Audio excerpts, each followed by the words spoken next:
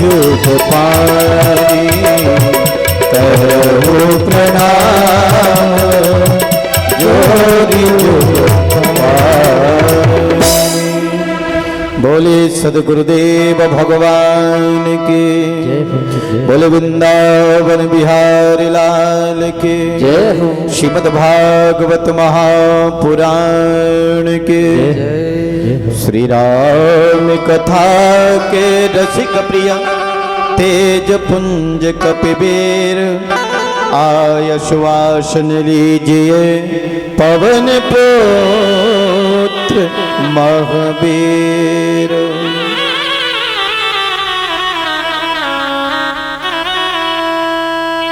भक्त वांछा कल्पतरु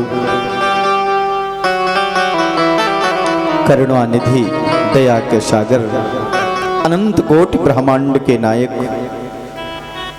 भगवान श्री कृष्ण की बांगमी प्रतिमूर्ति श्रीमद् भागवत महापुराण यहाँ उपस्थित धर्मानुरागी भक्त वृंद, माताओं बहनों भाइयों,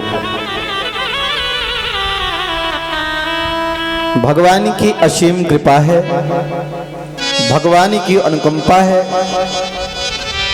कि देखिए आपके इस मुंडेश्वरी कुटीर में इतने लोग यहाँ पर निवास कर रहे हैं और यह दिव्य कथा आपके यहाँ प्रारंभ है। इस कथा के आयोजक सम्मानी श्री विजय कुमार चौधरी जी, श्री आभा चौधरी, समस्त चौधरी परिवार और यहाँ उपस्थित समस्त भाई बहन। स्वर्गीय श्री अंकित आकाश की पुण्य स्मृति में दिव्य कथा को आप सब श्रवण कर रहे हैं। भगवान की जब कृपा होती है तो कहते व्यक्ति संसार में रहे या इस संसार से चला जाए तो भी वह अपनी कृपा की छाया में ले ही लेता है।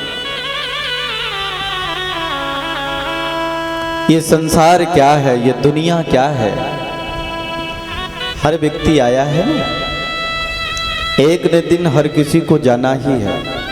हम चाहे जितनी व्यवस्था बना लें, जितना क्रम बना लें, लेकिन एक वक्त ऐसा आता है कि सारा का सारा धरा रह जाता है। ये मेला 4 दिन का है, यहाँ जीने की हसरत क्या, ये जल जाए तो मिट्टी है, खिलौने की हकीकत क्या।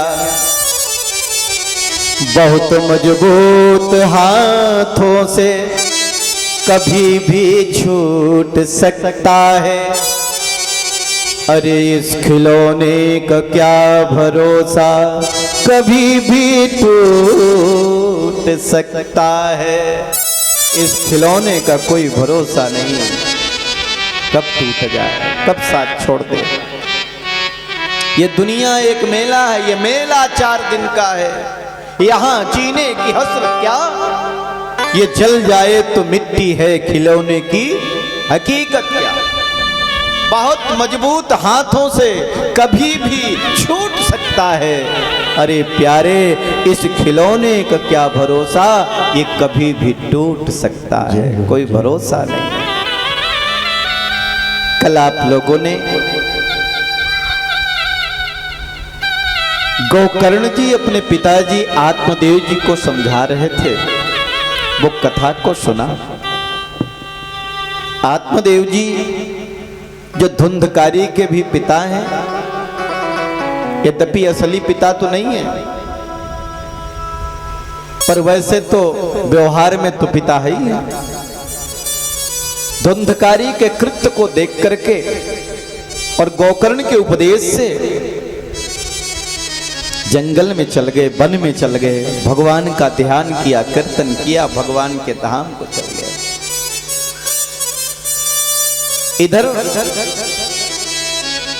जो धुंधकारी की मां थी धुंधुली,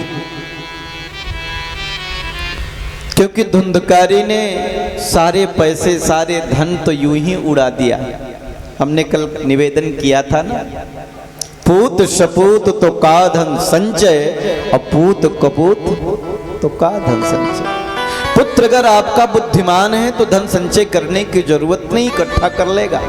और पुत्र मूर्ख है तो जो भी संचय करोगे उसे समाप्त कर देगा, उसे उड़ा देगा, खत्म कर देगा। धुंधुली से कहा, देखो पिताजी ने तुम्हें बताया है धन कहाँ रखा, जल्दी बताओ।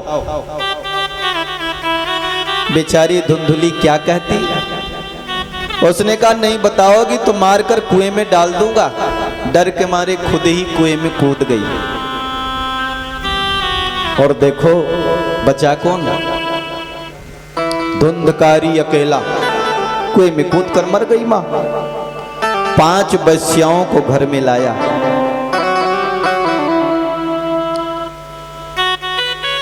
अब वेश्या कब आती हैं, जब उन्हें कुछ माल मटेरियल मिले, कुछ धन मिले।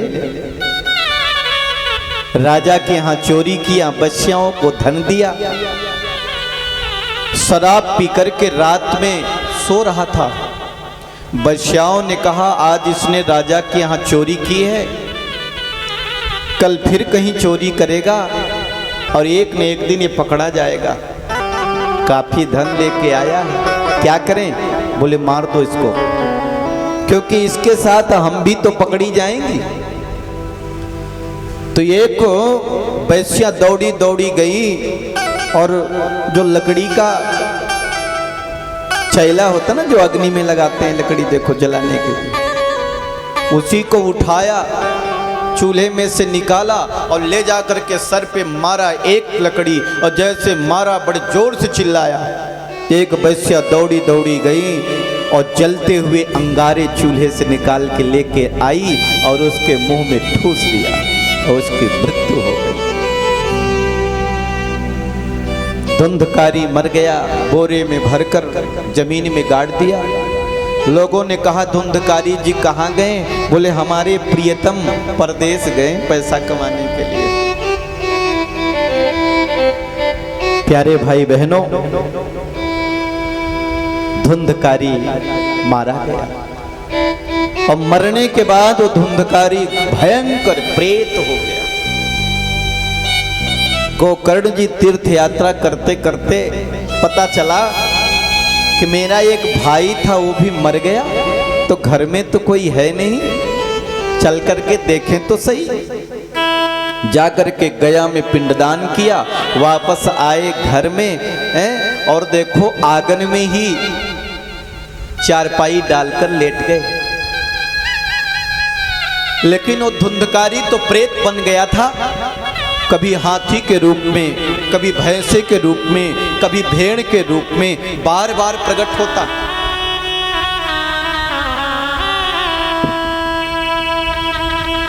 गोकर्ण जी ने कहा तुम कौन हो, क्यों बार बार परेशान कर रहे हो?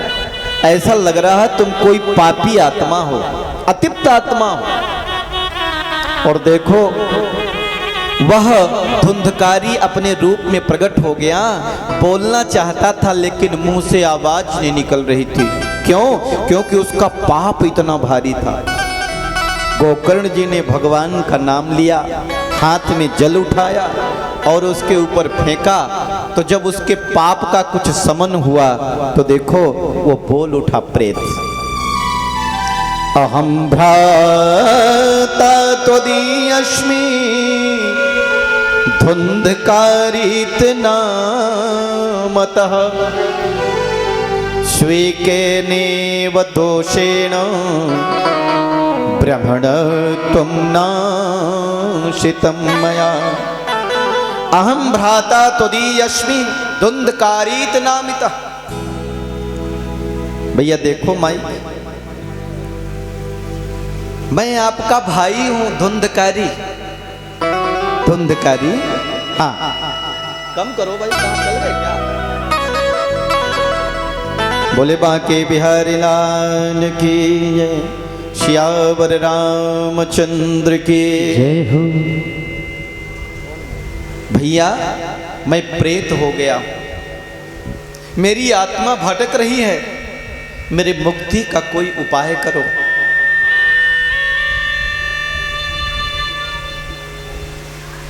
बोले बांके बिहारी लाल के।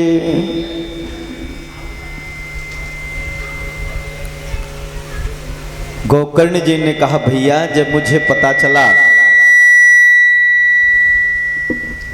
ये लीड देख के करना, मुझे जब तुम्हारी बस ठीक है। बोले बांके बिहारी लाल की। मुझे जब तुम्हारी मृत्यु का पता चला तो मैं जा करके गया में तुम्हारे नाम से पिंडदान कर दिया, तुम्हारे नाम से श्राद्ध की, इसलिए भैया तुम्हारी तो मुक्ति हो जानी चाहिए।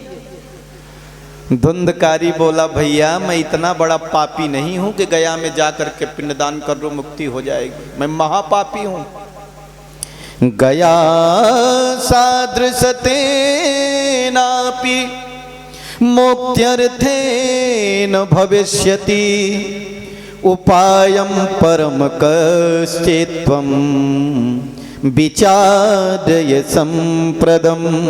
ये भैया थोड़ा कम कर दो, और मैं इतना बड़ा पापी हूं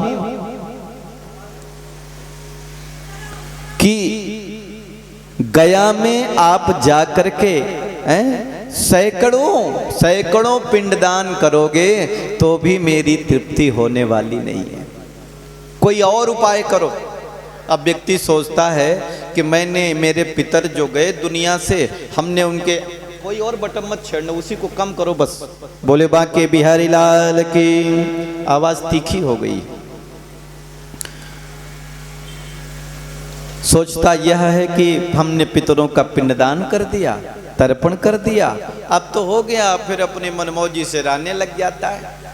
और कुछ दिनों बाद क्या होता है, उस घर में न ठीक से विवाह होता, न ठीक से बच्चे होते, यहाँ तक कि कलह मच जाती है, परिवार में लड़ाई हो जाती है, क्योंकि वो आत्मा जब भटकती रहती है, तड़पती रहती है, उसका कोई सुनता नहीं है। तो देखिए वह भी तो हमसे आशा रखती है कि मेरे लिए कुछ करेगा, और जब उसके इशारे को भी नहीं समझते तो फिर हमारे व्यापार पर, हमारे कार्य पर, हमारे शरीर पर उनका प्रकोप हो जाता है, पितृदोष का निर्माण हो जाता है, और चारों तरफ से व्यक्ति जो है टूट जाता है। बच्चे भी नहीं होते, शादी ब्याह भी समय पर नहीं होता, एक काम बना तो एक बिगड़ जाता है, कलह हो जाती घर में। गोकर्ण जी ने कहा गया में पिंडदान करने पर भी तुम्हारी मुक्ति नहीं हुई, तो और कोई दूसरा उपाय क्या हो सकता है? ऐसा करो अभी तुम जाओ, मैं विचार करता हूं, कुछ उपाय करता हूं, सोचता हूं। रात भर गोकर्ण जी को नींद नहीं आई। मेरे भाई के लिए मैंने तर्पण किया, पिंडदान किया, मुक्ति नहीं हुई, तो दूसरा उपाय क्या है? आचार्यों को बुलाया, सुबह सुबह पंडितों को, महात्माओं को, संतों को पूछा, जरा बताइए मेरा भाई प्रेत हो गया है, उसकी आत्मा भटक रही है क्योंकि अकाल मृत्यु हुई है, अब उसकी तृप्ति कैसे हो, उसका मोक्ष कैसे हो? किसी ने कोई उपाय नहीं बताया। वो तो गया ही बताते हैं, पिंडदान ही बताते हैं, तर्पण करना ही बताते हैं। तो गोकर्ण जी ने अपने तप से सूर्य भगवान के रथ को रोक दिया और सूर्य भगवान खड़े हो गए। तो गोकर्ण जी ने कहा भगवान बताइए मेरे भाई धुंधकारी की मुक्ति कैसे होगी, उसका क्या उपाय है? स्वयं सूर्यदेव बता रहे हैं। तयुक्षत्वा दुरितः सूर्यः श्रीमद्भागवता मुक्ति सत्वाहं वाचनं कुरुः इति सूर्यवचः सर्वै धर्मरूपं तु विश्रुतम्। श्री श्रीमद्भागवतः मुक्ति सत्वाहम वाचनम कुरु। हे गोकर्ण जी, अपने भाई के लिए 7 दिन की श्रीमद्भागवत महापुराण की कथा सुना दो, उसके नाम से उसकी मुक्ति हो जाएगी। ये स्वयं सूर्यदेव कह रहे हैं, सूर्य नारायण भगवान कह रहे हैं। गोकर्ण जी ने कहा ठीक है। गोकर्ण जी ने शुक्ला नवमी से श्रीमद्भागवत महापुराण की कथा का आयोजन किया। हजारों हजार संत महात्मा मुनि हैं, आस के अड़ोस के पड़ोस के सारे लोग पधारे और सुंदर भगवान की कथा हुई। और देखिए वो धुंधकारी प्रेत रूप में कथा सुनने आया। व्यासपीठ की दाहिनी ओर एक बांस था, जिस बांस में छिद्र था, क्योंकि वो धुंधकारी तो हवा रूप में था, कहीं टिक नहीं पाता था, तो जाकर के उस बांस के छिद्र में घुस गया और वहीं पर बैठ करके ध्यानस्थ अवस्था में भगवान की कथा को सुनने लग गया। और जैसे जैसे वो कथा सुनता, एक दिन कथा सुनी, उसकी एक गांठ फट गई बांस की। 2 दिन, 3 दिन, 4 दिन, 5 दिन, 6 दिन, और देखो 7वें दिन वो बांस फट करके अलग हो गया और धुंधकारी देवता के रूप में प्रकट हो गया। बोले श्रीमन्नारायण भगवान की जय हो।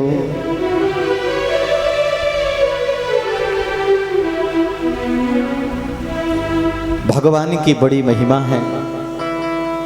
जय जय नारायण नारायण नारायण, जय जय नारायण नारायण नारायण, जय जय नारायण नारायण, जय जय नारायण नारायण नारायण, जय जय नारायण नारायण नारायण, जय जय नारायण नारायण नारायण, शिव नारायण नारायण नारायण, शिव नारायण नारायण नारायण।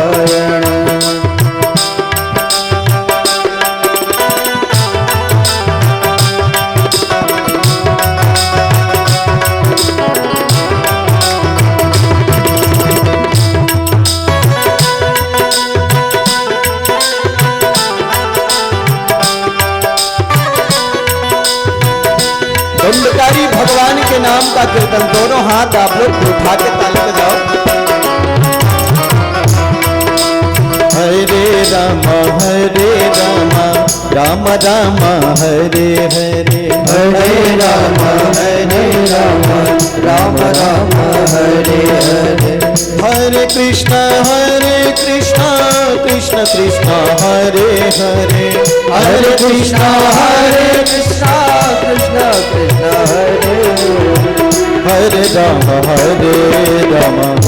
तालियों से सबके भाव से हरे राम राम राम हरे हरे।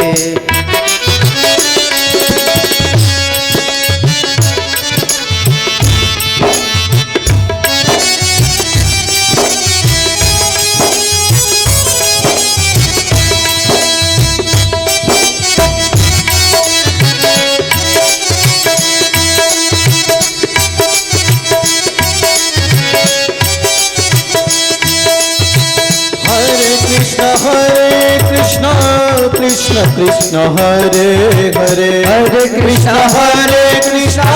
कृष्ण कृष्ण हरे हरे, हरे राम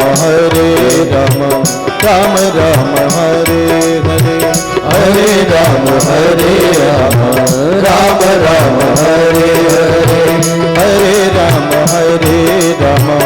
राम राम हरे।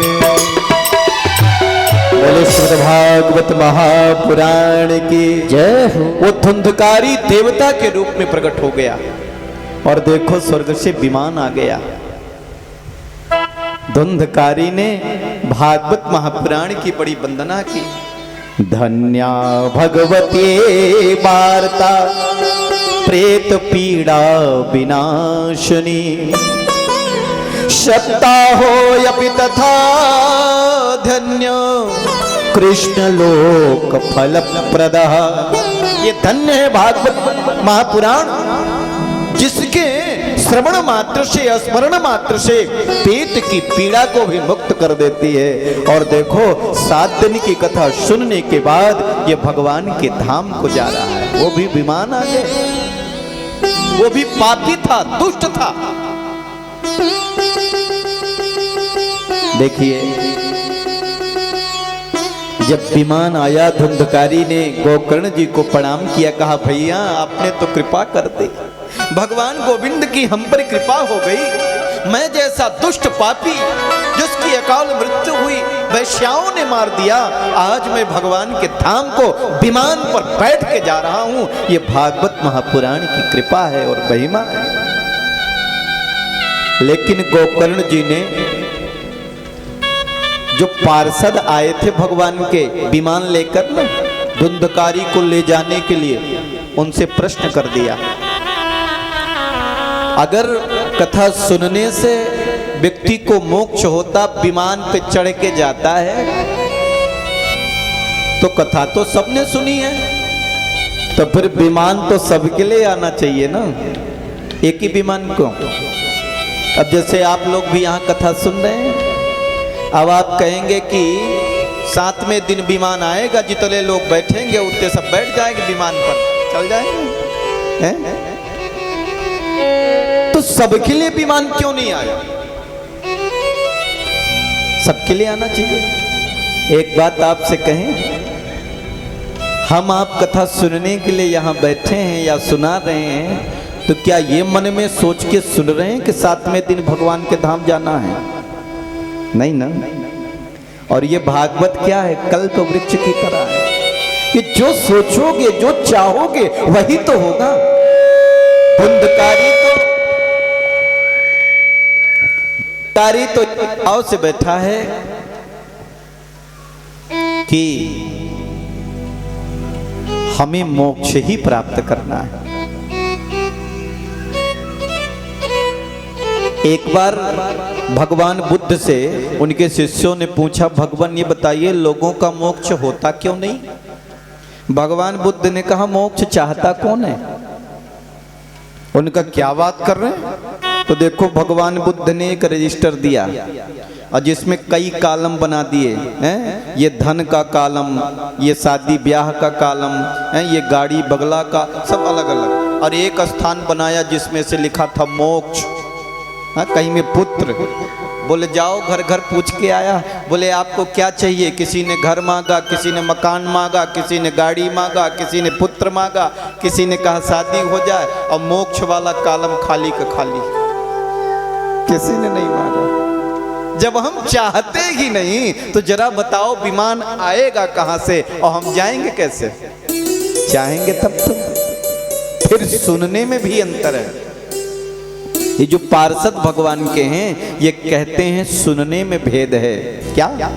अत्रैव बहवा शन्ते श्रोतारो मम निर्मला अनीतानि विमानानि न तेषां युगपत् कुतः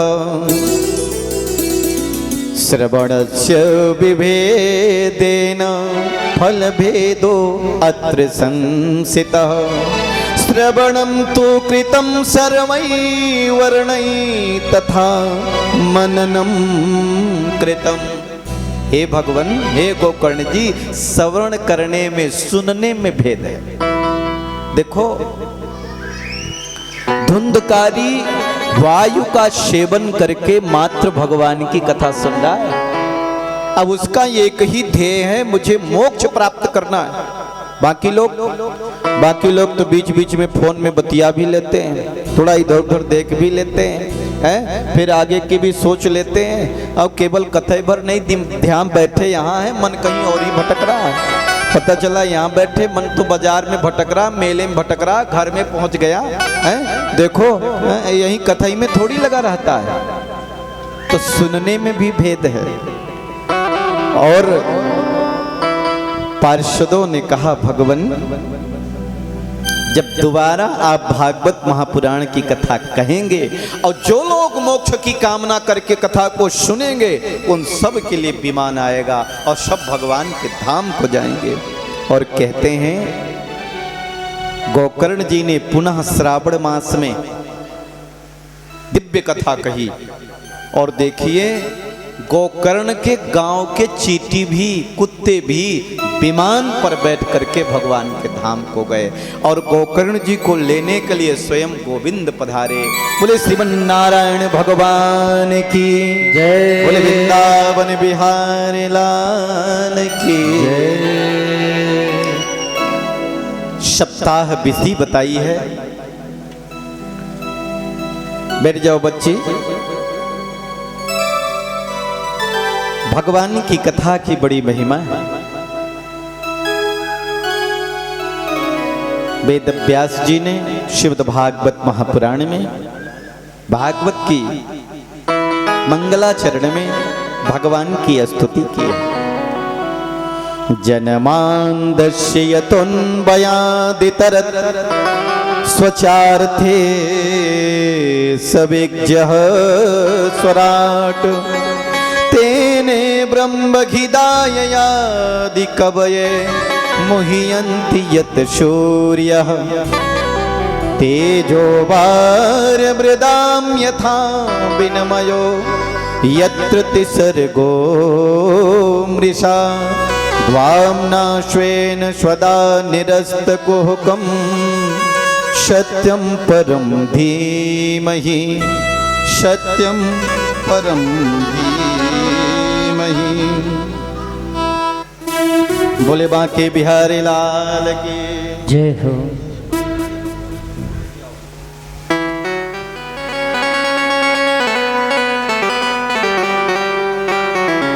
वेद व्यास जी ने मंगलाचरण में किसी का नाम नहीं लिया।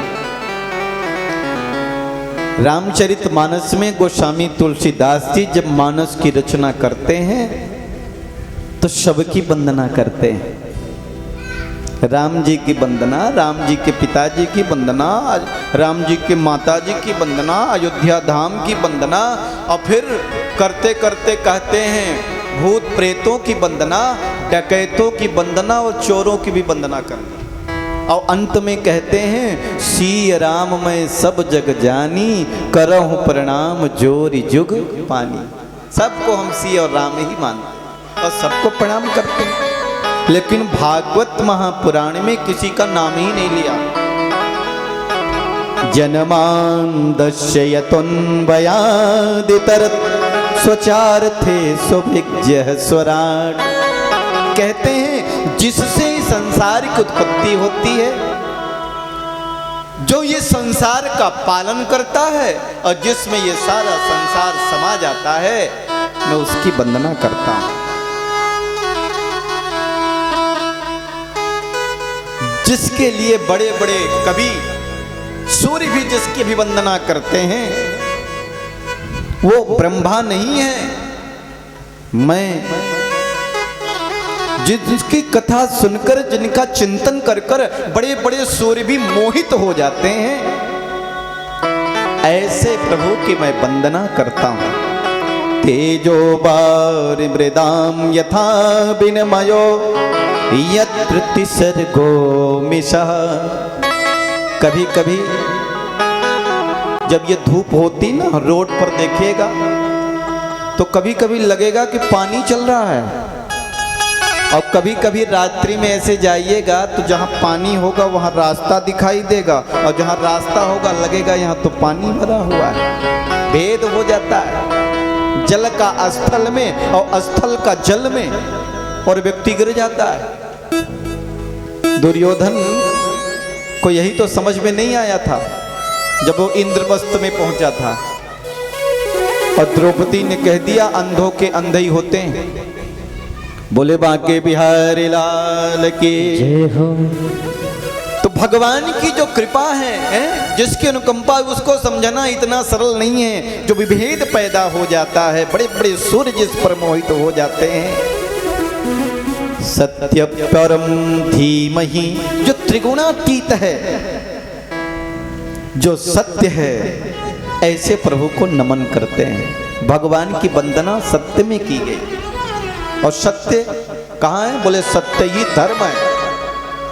धर्म न दूसर सत्य समाना, धर्म न दूसर सत्य समाना, धर्म न दूसर सत्य समाना, धर्म न दूसर सत्य समाना,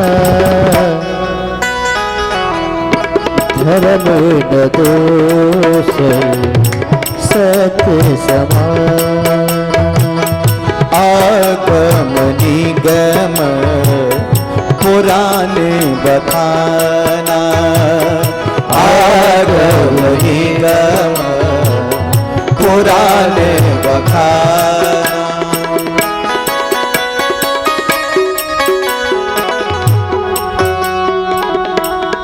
धर्म न दूसर सत्य समाना, आगम निगम पुराण बखाना। सत्य ही धर्म है और सत्य ही नारायण है।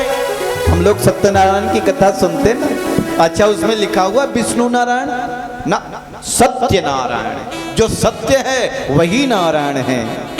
और देखिए यहाँ पर भी भगवान की वंदना सत्य में की गई, जो त्रिकाला बाधित सत्य है। किसी ने पूछ दिया, बोले सत्य क्या है? बोले ईश्वर है, धर्म है। तो बोले जब सत्य ही धर्म है तो परम धर्म क्या है? बोले भगवान की शरणागति ही परम धर्म है। भगवान को समर्पित हो जाना ही परम धर्म है। धर्म प्रयोजित के त्रिवोत्र परमो निर्मस्रणानां शताम, वैद्यं वास्तवमत्र वस्तु शिपदम तापोत्रयो नमूलनम। कहते हैं वो है कैसा? बोले शिवदम, शिवम कल्याणम करोति, जो शिव की तरह कल्याण करता है, लोगों का भला करता है, तीनों प्रकारों के तापों का जो उन्मूलन कर देता है। वो क्या है? तो श्रीमद् भागवते महामुनि कृते किं वा पैरिरेश्वर, किं वा पैरिरेश्वर। अब बोले शरणागति मिलेगी कैसे उसकी? बोले श्रीमद् भागवत महापुराण की कथा को श्रवण करें, उसके बारे में सुने, उसके बारे में जाने। एक बात आपसे कहें, अगर आप किसी से प्रेम करना चाहते हैं तो भी उसके बारे में जानिए, शत्रुता करना चाहते हैं तो भी जानना जरूरी है, तभी तो जानेंगे मेरा शत्रु कौन है। जाने बिनु न होए परतीत, जाने बिनु न होए परतीत, बिनु परतीत होए नहीं प्रीति, बिनु परतीत होए नहीं प्रीति। पहले उसके बारे में जानिए, तभी तो प्रीति होगी, तभी तो बैर कर सकते हैं, तभी तो भजन कर सकते हैं। और जानते ही नहीं तो क्या? और भगवान श्री कृष्ण के बारे में जब आप जान जाएंगे तो फिर निश्चित तौर से भगवान से दूर कोई आपको कर ही नहीं सकता। ये निश्चित बात है, ये सही बात है। और कहते हैं भागवत महापुराण की कथा श्रवण करने से भगवान के प्रति शरणागति प्राप्त हो जाती है। करने से नहीं, एक बात और, बोले भागवत महापुराण खुद भगवान है, खुद श्री कृष्ण है। तो क्या करें? तो जैसे आपने कथा सुनी नहीं, कथा सुनने का मन में सोचा, कहते उसी समय भगवान आकर के हृदय में अवरुद्ध हो जाते। सुना नहीं, केवल सोचने पर ही। तो जरा विचार करो भगवान की कितनी बड़ी कृपा होती है। किसी ने पूछा, भाई भैया ये बताओ ये भागवत है क्या? निगम कल्पतरोर गलितम फलम सुख मुखाद मृत द्रव संयुतम पिबत भागवतम रसमालयम मुहुरहो रसिका भुवि भावुका। बोले बांके बांक बिहारी लाल की। भैया स्टेप प्लाजर ला लो, इसको ठीक कर दो। कभी कभी बहुत बढ़ जाता, कभी कम हो जाता है। और यहीं पे एक व्यक्ति रुको। निगम कल्प तरोर गलितम फलम सुख मुखाद मृद द्रव संगतम। बोले श्रीमद् भागवत क्या है? बोले निगम, निगम को कहते, किसको कहते? निगम यानी वृक्ष, निगम यानी वेद। कहते हैं वेदों का पका हुआ फल है। अच्छा, पका हुआ फल है? हाँ। तो बोले ये फल मीठा होगा, खट्टा होगा, कौन जाने? बोले ना, ये पूरा का पूरा मीठा है। कैसे मीठा है? क्योंकि इस फल में सुख का तोंत में चोंच लग गया। कहते जो फल मीठा होता है उसमें सुख जो होता ना चोंच मार देता।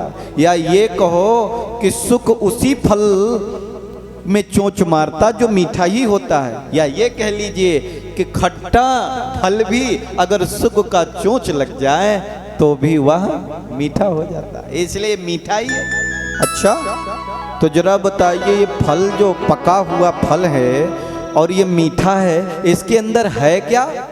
बोले इसके अंदर अमृत भरा हुआ है। तो क्या करें इसको? बोले पियो। बोले अच्छे आए, फल खाते हैं कि पीते हैं? पीते तो पानी है। परम पूज्य गुरुदेव पंडित श्री राम शर्मा आचार्य जी कहते थे, बेटा रोटी को पी और पानी को खा। क्या मतलब? इसका मतलब क्या है? रोटी को पीने की तरह खाएं और पानी को आराम आराम से पीजिए। तो रोटी पानी को खाने की तरह, रोटी को पी और पानी को खा। यहां पर भी बात कही गई, बोले पियो। बोले इतने ऊपर से ये निगम रूपी जो वृक्ष है वहां से ये फल गिरा होगा तो फूट गया होगा, टूट गया होगा, पिलपिला हो गया होगा। बोले ना, ये शाखा दर शाखा नीचे आया है। कैसे? भगवान नारायण के मुख से निकला और ब्रह्मा जी की शाखा में अटका। ये भागवत कहाँ से है? भगवान नारायण के मुख से निकली है श्रीमद् भागवत 4 श्लोकों में। फिर ब्रह्मा जी की शाखा में अटक गया। अब ब्रह्मा जी ने इसे नारद जी को सुनाया तो नारद जी की शाखा में अटका। और नारद जी ने इसे वेद व्यास जी को सुनाया और वेद व्यास जी ने 18,000 श्लोकों में परिणित कर दिया। इसलिए ये शाखा दर शाखा रुकते रुकते आया, इसलिए टूटा फूटा कुछ नहीं, बिल्कुल साबुत है। क्या करें क्या इसको? बोले पिबत भागवतम रसमालयम मुहुरहो रसिका भुवि भावुका। कब तक पिए? मोक्ष पर्यंतम, जब तक मोक्ष न हो जाए तब तक पियो। कौन पिए? तो देखो सबको नहीं बुलाया, कोई भी आ जाओ ना।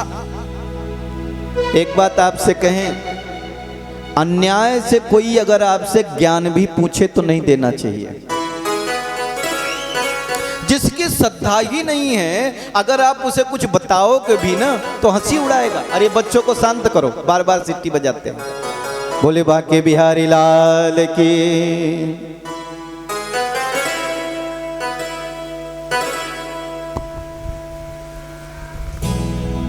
मुह रहो रसिका भुवि भावुका। किसको बुलाया? बोले जो रसिक हो और जो भावुक हो, जिसकी श्रद्धा हो। अब जिसकी श्रद्धा ही नहीं है आप कितना भी सुनाते जाओ उसके पल्ले पड़ेगा क्या? ऊपर ऊपर उड़ता जाएगा, खा में खा बैठा रहेगा, कहे और कहेगा। देखो एक जगह में कथा कर रहा था, एक व्यक्ति चढ़ा करके आया, देखो हड़िया पी के आया, ऐसे झूमते झूमते व्यास पीठ के पास में आया, कहा ये गुरु जी। हमने कहा क्या है? बोले का बंद करो। क्यों? उसके होश भी नहीं, उससे क्या मतलब है तुम्हारी कथा से? करो या ना करो। जब उसका दिमाग ही नहीं चल रहा, मस्तिष्क काम नहीं कर रहा, खुद समझ नहीं पा रहा, फिर जो जानना ही नहीं चाहता उसको बताने से क्या फायदा? लेकिन जबरदस्ती का है उपदेश देते चले जा रहे हैं। बोले बांके बिहारी लाल की, जय। श्रीमद् भागवत महापुराण की। तो पहली कथा किसको सुनाओ? बोले जो भावुक हो, रसिक हो, जो चाहता हो। देखो मेरी आवाज कम हो गई एकदम से। एक व्यक्ति प्याऊ लगाता था। गर्मी में हमारे गायत्री परिवार के लोग भी, अन्य लोग भी प्याऊ लगाते ना। अभी भी गर्मी पड़ ही रही, रेलवे स्टेशन में जगह जगह है, लोग दूर से आ रहा, कम से कम ठंडा पानी तो मिल जाएगा। अब देखो ऐसे ही एक व्यक्ति ने प्याऊ लगाया। अब एक सज्जन उधर से जा रहे थे, अब उनको प्यास तो लगी नहीं थी। उसने कहा बाबूजी जल ले लो, जल। बाबूजी ने कहा कैसा जल है? अरे बोले ठंडा ठंडा जल है, बढ़िया जल है, ले लो। अच्छा ये बताओ ये जल कब का है, आज का है कि कल का है? नहीं नहीं बाबूजी आज का ही है, ताजा ताजा। अच्छा तो ये घड़ा धोए थे कि नहीं धोए थे? नहीं नहीं बाबूजी धो के भरा था, इसको रखा था। अच्छा तो ये बताओ ये जल लाते कहाँ से हो? हैंड पंप से लाते हो कि कुएं से लाते हो? अब बाबूजी को प्यास तो लगी नहीं है, नहीं इतना प्रश्न करते क्या? उसने कहा नहीं नहीं मैं तो कुएं से ताजा भर करके लाया हूं और मोटर से निकाल के, छना हुआ एकदम जल है। अच्छा तो कपड़ा जो छानते हो इसको धोते भी हो कि बस वही पुराना कपड़े ही छानते रहते? अब इतने प्रश्न। पीना तो है नहीं उनको, लेना तो है नहीं, और जिसको प्यास लगी हो ना ये पूछेगा ही नहीं, फट से बढ़ा देगा अपना बाटल या अपना इसमें भर दो, इसमें डाल दो। होता यही है। जिसकी भूख ही नहीं लगी है, प्यास ही नहीं लगी है, और जबरदस्ती खिलाने का प्रयास करो तो अपच हो जाएगा, लेगा नहीं, खा नहीं पाएगा। तो देखो किसको बुलाया? जो भावुक हो, रसी हो, और जो भगवान की कथा नहीं सुनता ना वो है कौन? जो कहते कि हम तो सारी कथा सुन ली, हम तो सब जान गए, समझ लो अभी तक उसने कुछ नहीं जाना। जिनी हरि कथा सुनी नहीं काना, सुनी हरि कथा सुनी नहीं काना। जिने हरि कथा सुनी नहीं काना, जिने हरि कथा सुनी नहीं काना। श्रवण रंधे यही भवन समाना, श्रवण रंधे जिन्होंने अपने कानों से भगवान की कथा को नहीं सुना,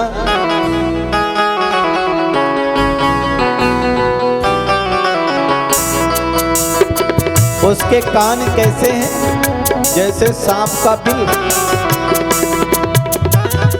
रामचरित जय सुनहि अगाही, रामचरित सुनहि अगाही। रसी विशेष जाना तिम नाही, ओ रसी विशेष जाना तिम नाही।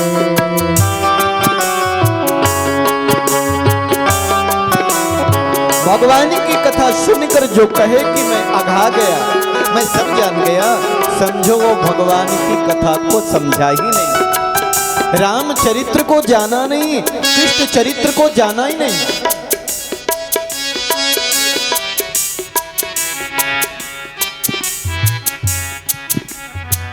नैन संत एकाएक बढ़ जाता है, एकाएक घट जाता है।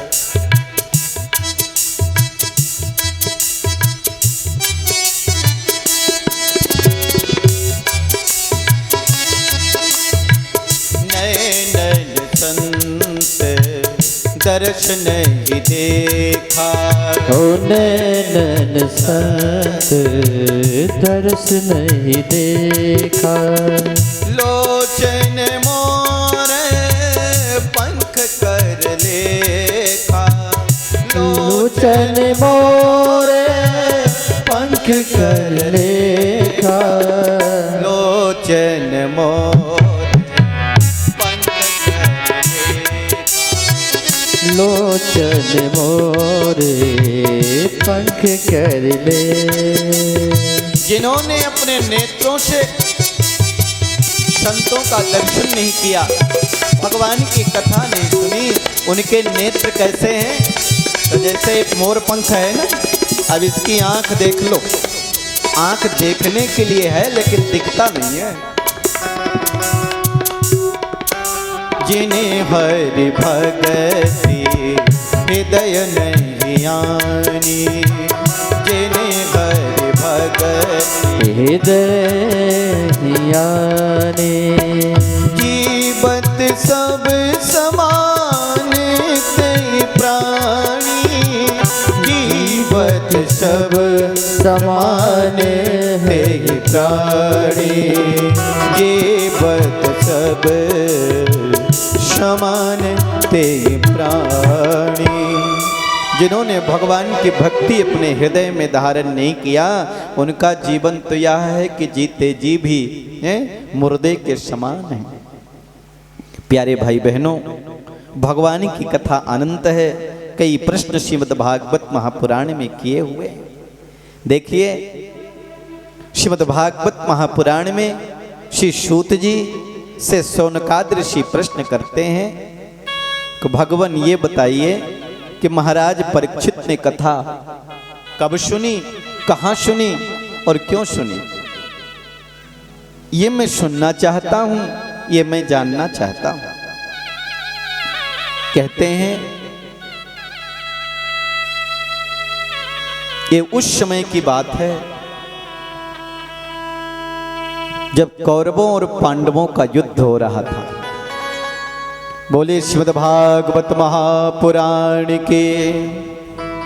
कौरवों की सारी सेना मारी जा चुकी है, दुर्योधन की जंघा टूट गई है, दुर्योधन कुरुक्षेत्र में पड़ा हुआ है। अश्वत्थामा, कृतवर्मा और कृपाचार्य, ये कौरवों की सेना में यही महारथी बचे। अश्वत्थामा ने देखा कि कुरुक्षेत्र में दुर्योधन की जंघा टूटी हुई है और वह पड़ा हुआ है। चील कौवे उसे नोच नोच कर खाने का प्रयास करते हैं, क्योंकि मुर्दा समझ करके हजारों हजार लाशें पड़ी हुई हैं। बड़ी मुश्किल से दुर्योधन अपने आप को बचाता है। अश्वत्थामा ने इस दृश्य को जब देखा, ये अश्वत्थामा द्रोणाचार्य का पुत्र है और ये दुर्योधन धृतराष्ट्र का पुत्र है, जो 100 भाई थे। जब अश्वत्थामा ने दृश्य को देखा तो अश्वत्थामा के आंखों में आंसू आ गए और अश्वत्थामा दौड़ा दौड़ा गया और कहा, मित्र दुर्योधन, मैंने तुम्हारे ऐश्वर्य को देखा है, तुम्हारे राजपाट को देखा है, लेकिन ये दशा जो तुम्हारी हो रही है ये मुझसे देखा नहीं जाता। आज तुम अपने आप को बचाने के लिए चील कौवों से तुम यहाँ अर्धमूर्छित अवस्था में कुरुक्षेत्र में पड़े हो। बताओ मित्र, मैं तुम्हारे लिए क्या कर सकता हूं? दुर्योधन ने कहा, अश्वत्थामा, मुझे इस बात का दुख नहीं है कि मैं मर रहा हूं, क्योंकि संसार सागर में जो व्यक्ति आया है उसे एक न एक दिन तो मरना ही है। हर व्यक्ति इस दुनिया से जाता है। पन घट पर कितने घट फूटे, पन घट को पता नहीं, मर घट ने कितने घर लूटे, मर घट को पता नहीं।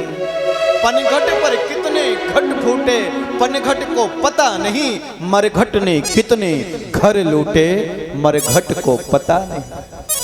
कितने आए और कितने चल गए कौन जाने।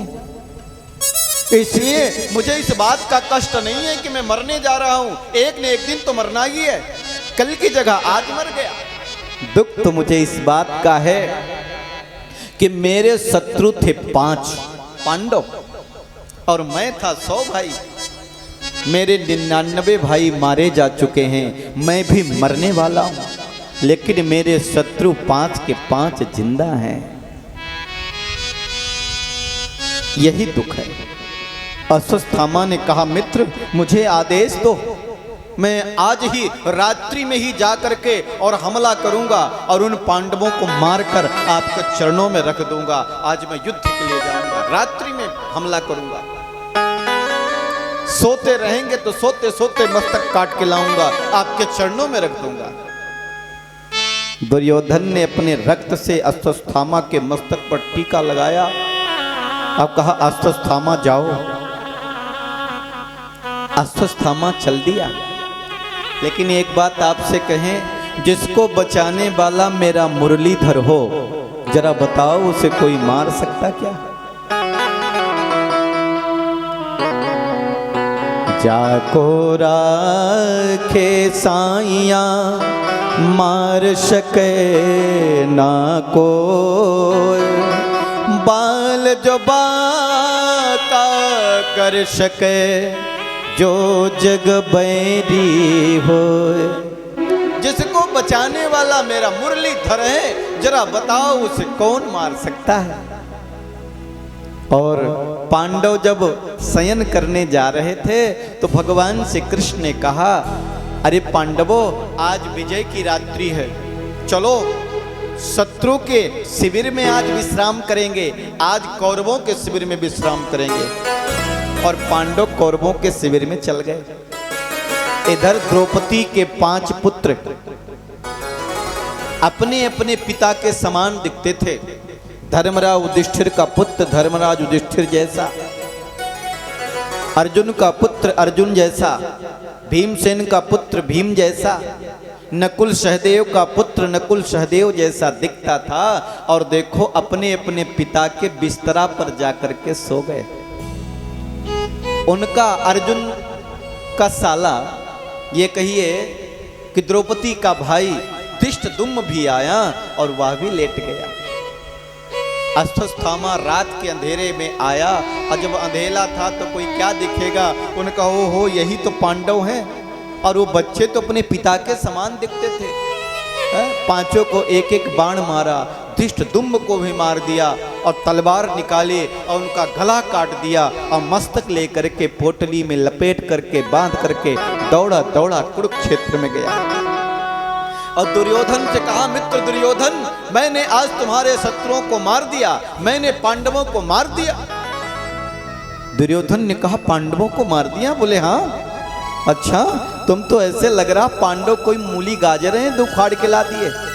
जरा भीमसेन का मस्तक तो लाना।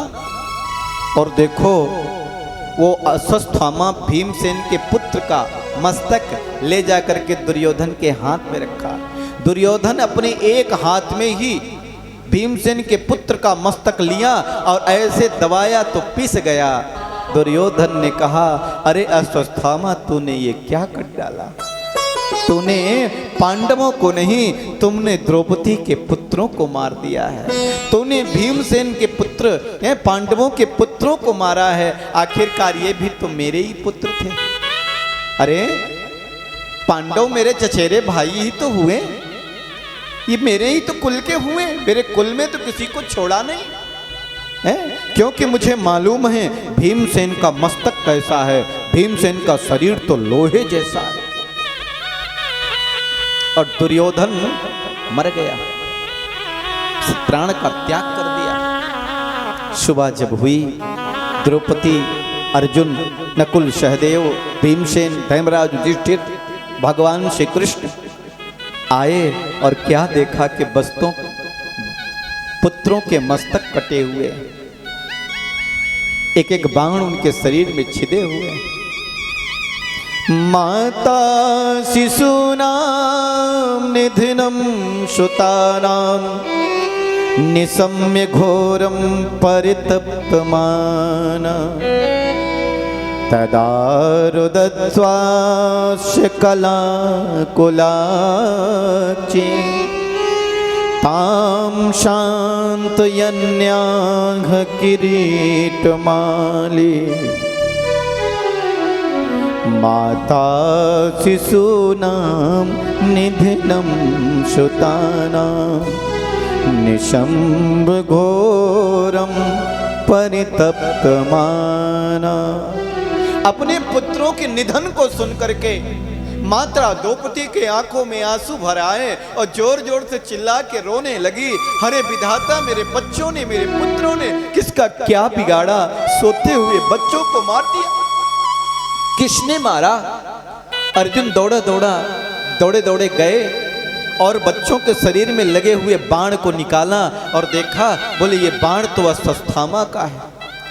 अर्जुन ने भगवान श्री कृष्ण से कहा, हे भगवान, हे गोविंद, आप मेरा रथ चला करके ले चलिए, मैं उस पापी को, उस दुष्ट अश्वत्थामा को छोड़ूंगा नहीं। द्रौपदी, मैं अभी अश्वत्थामा को पकड़ करके लाता हूं, आप उसके छाती पर बैठ करके बच्चों को संस्कार करने के लिए तैयार करना। भगवान श्री कृष्ण रथ चला रहे हैं, अर्जुन गांडीव लेकर के और देखो रथ पर बैठ गए, चलने लगे। लेकिन अश्वत्थामा ने तो ब्रह्मास्त्र का प्रयोग कर दिया, बहुत दूर गया। अश्वत्थामा को पता चला, अरे पांडव तो जिंदा है, और जब पांडव जिंदा है तो फिर पांडव तो हमें छोड़ेंगे नहीं। तो अपना रथ लेकर के दूर तक भागा, लेकिन घोड़े भी थक गए, अब करे क्या। सो देखा अर्जुन तो लपका आ रहा है, चला रहा है, सो ब्रह्मास्त्र का प्रयोग अर्जुन पर कर दिया। ये कहते हैं ब्रह्मास्त्र क्या है? भगवान का अंतिम शस्त्र। कहते हैं इसकी कोई काट नहीं है, इसकी कोई तोड़ नहीं है। अर्जुन तो कांपने लग गया, भगवान गोविंद के चरणों में गिर पड़ा, क्योंकि चमकता हुआ उसकी ओर वह बाण आ रहा था। कृष्ण कृष्ण महाबाहो भक्तानां भयंकरः त्वमेको दहिमानानां पवर्गो असि संसिते, पवर्गो असि संसिते। हे महाबाहो, हे गोविंद, हे नारायण, हे सच्चिदानंद परमात्मा, आपकी शक्ति अनंत है। अरे आप भक्तों को अभय प्रदान करते हैं, आप भक्तों को मुक्ति प्रदान करते हैं। आप जरा ये बताइए, ये मेरी ओर चमकता हुआ क्या आ रहा है?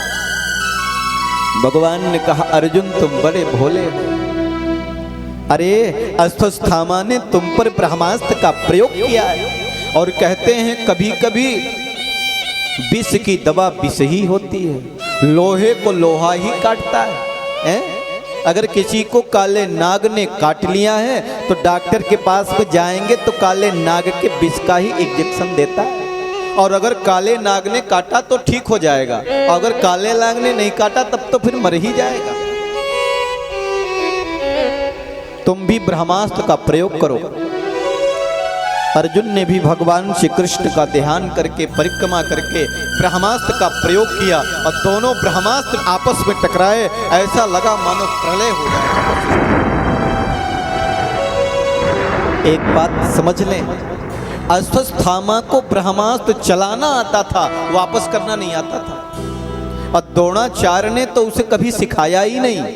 क्यों? क्योंकि जानते थे द्रोणाचार्य जी कि अश्वत्थामा को तो बात बात में क्रोध आता है, गुस्सा कर जाता है, ये कभी भी कुछ कर सकता है।